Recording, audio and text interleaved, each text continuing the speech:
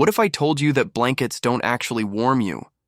What if I told you that 65% of people who freeze to death in winter storms die indoors, under blankets, in their beds, surrounded by family? What if I told you that the floor beneath you steals body heat 25 times faster than the cold air around you? And what if I told you that everything you've been taught about surviving a winter blackout is not just wrong, it's potentially fatal? 246. Texans died in Winter Storm Uri. Most were inside. Most had blankets. They followed the rules. They bundled up. They stayed home. They still froze. Because blankets don't create heat. They only trap what your body produces. And in a freezing house, your 100-watt body can't compete with the cold stealing heat from every direction. The methods that actually work? They're not what you've been told. I found 9 of them buried in military manuals and prepper forums. This is what they don't want you to forget. Number 1. The physics of why blankets fail. Before we fix the problem, you need to understand why everything you've been taught is wrong. Here's the physics they never taught you in school. Your body at rest produces 80 to 100 watts of heat. That's equivalent to one single light bulb. When you're shivering, that jumps to 250 watts. But here's the critical point. That's all the heat you have. Now, a blanket's job is simple. It doesn't produce heat. It traps the heat your body produces by creating a layer of dead air around you. But here's the fatal flaw in this system. A house without power loses 1 to 2 degrees Fahrenheit per hour. Within 24 hours, your home drops to dangerous levels, and your 100-watt body is fighting a losing battle against walls, windows, floors, and ceilings, all hemorrhaging heat into the frozen outside. The math doesn't work. But the deadliest part? The ground beneath you.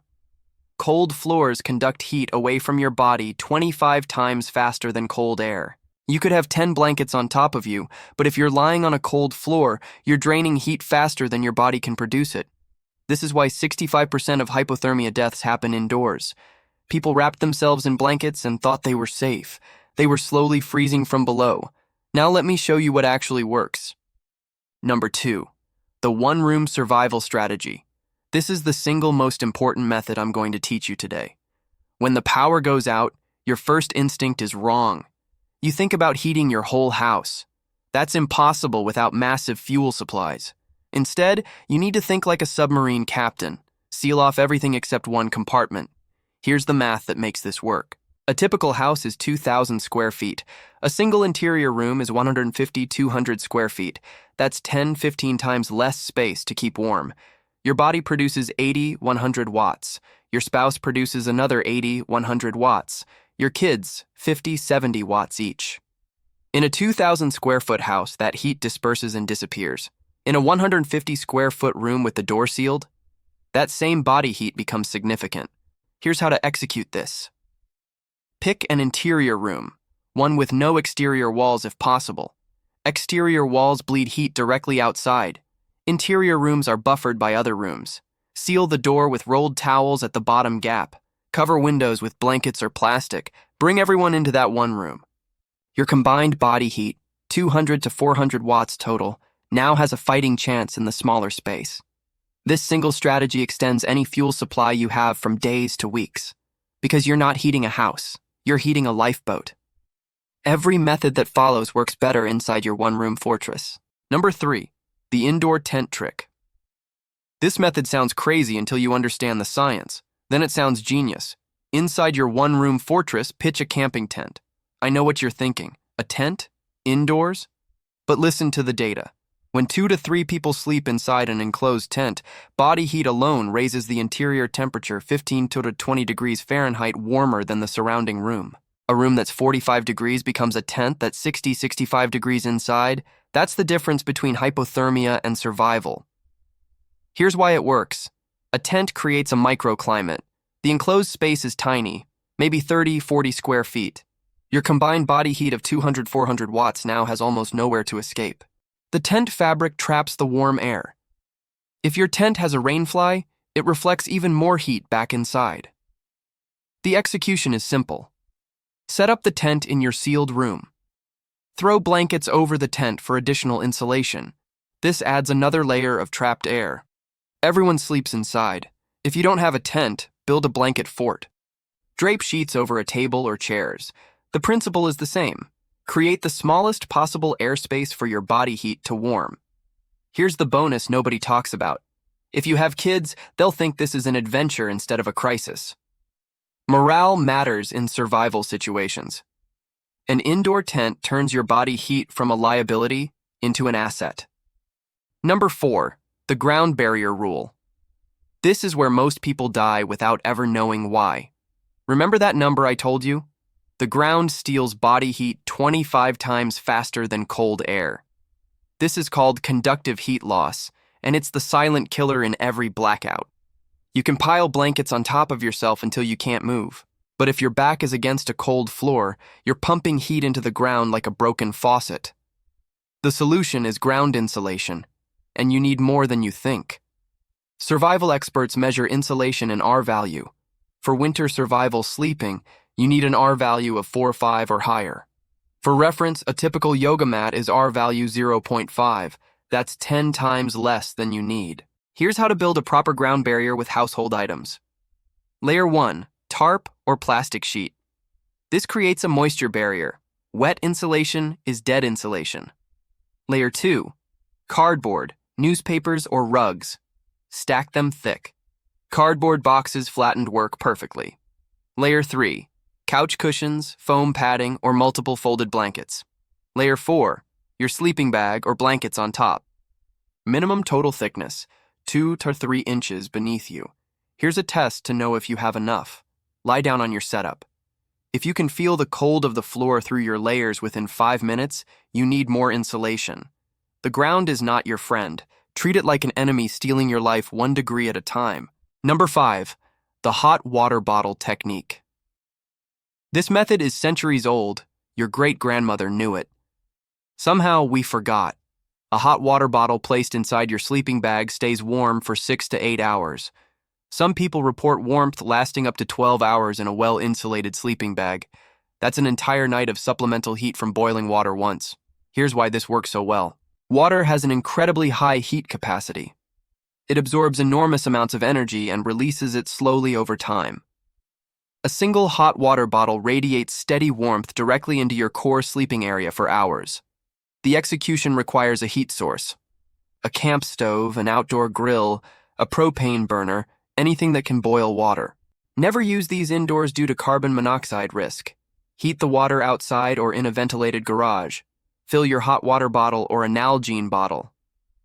The water doesn't need to be boiling. 140, 160 degrees works perfectly and reduces burn risk. Wrap the bottle in a towel or sock. Place it between your thighs or against your stomach. These are high blood flow areas that transfer heat efficiently throughout your body. Pro tip, place the bottle in your sleeping bag 10 minutes before you get in. Pre-warm the space. You'll climb into warmth instead of slowly heating cold fabric with your already cold body. If you don't have a water bottle, heat rocks wrapped in cloth or make a rice bag you can microwave, if you have gas stove access. Ancient technology, still works. Number 6, the colder principle. The U.S. military has been training soldiers to survive Arctic conditions for decades. They developed an acronym that could save your life. Colder. C. Keep clothing clean. This sounds strange, but dirt and body oils reduce the insulating properties of fabric. Clean clothes trap air better. Air is insulation. O. Avoid overheating. This is counterintuitive.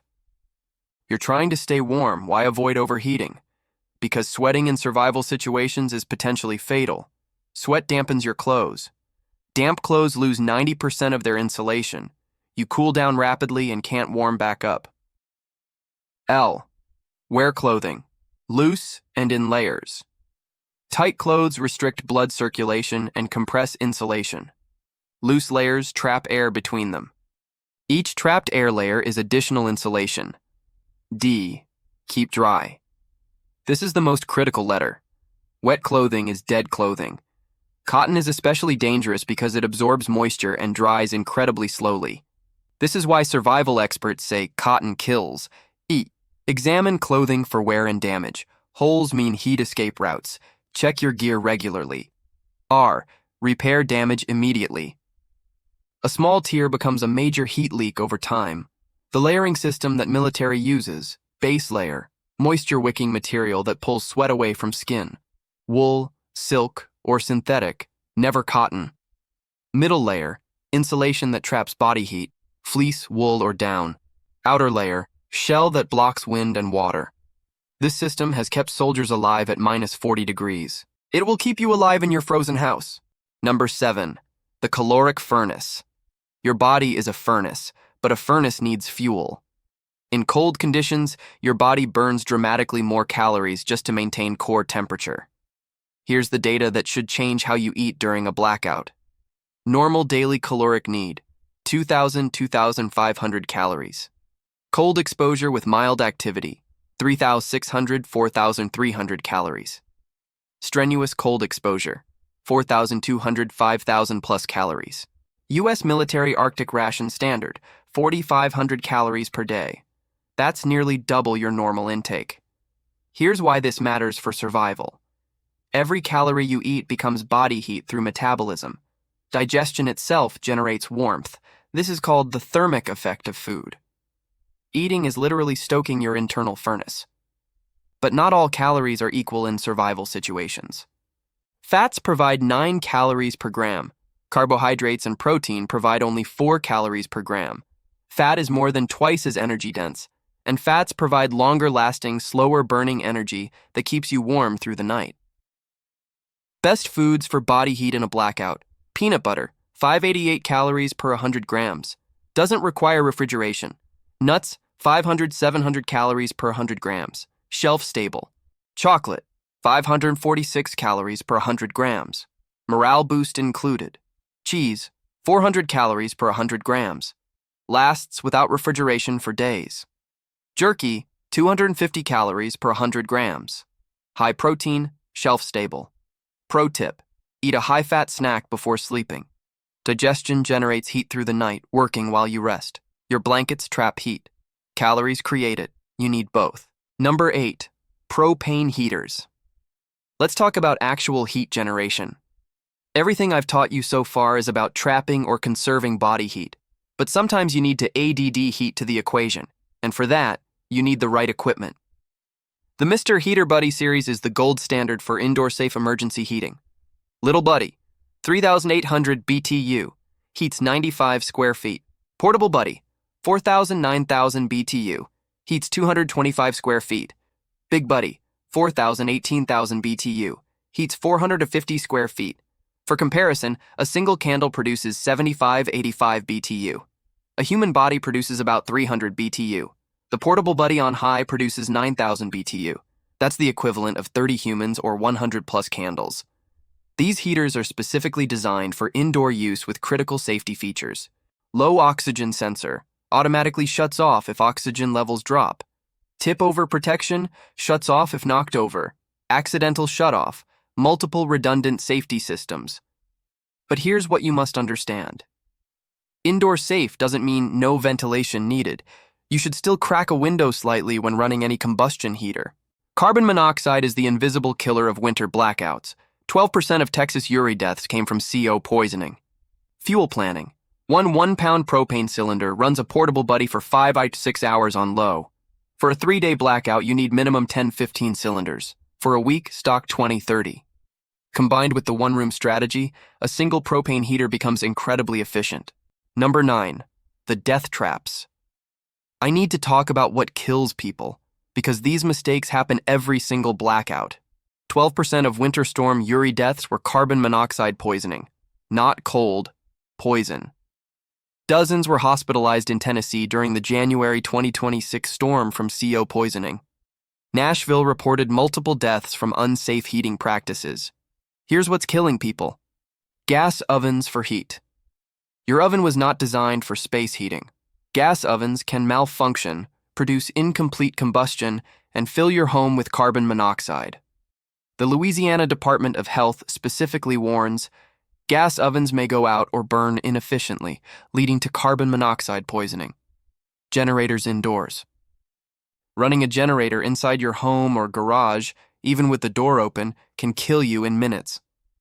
Carbon monoxide from generators is concentrated and deadly. Generators go outside, at least 20 feet from any window or door. Charcoal grills indoors. Charcoal produces massive amounts of carbon monoxide. This is never safe indoors under any circumstances. Car running in garage. Even with the garage door open, exhaust can accumulate.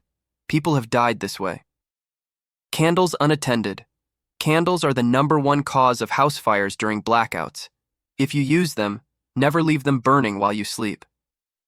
The survival rule: if it burns fuel, it needs ventilation or it goes outside. You must have a battery-powered carbon monoxide detector.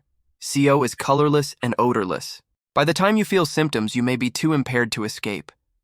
Surviving the cold means nothing if you poison yourself trying to stay warm. 246 people died in Texas. 65% from hypothermia. Most of them were indoors, wrapped in blankets, believing they were doing everything right. They didn't understand the physics. They didn't know about the ground stealing heat. They didn't know blankets only trap. They don't create. Now you know. You know to seal yourself into one room. You know to get off the cold ground. You know that your body is a furnace that needs fuel. You know that an indoor tent can raise temperatures 15-20 degrees.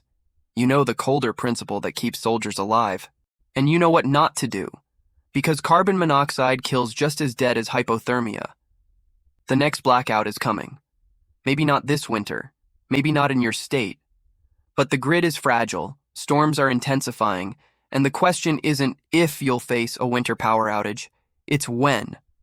When that night comes, you'll either be the family huddled under blankets, wondering why you're still cold, or you'll be the family who knew the truth, executed these methods, and woke up warm the next morning. The choice is yours. Stay warm, stay prepared, stay alive.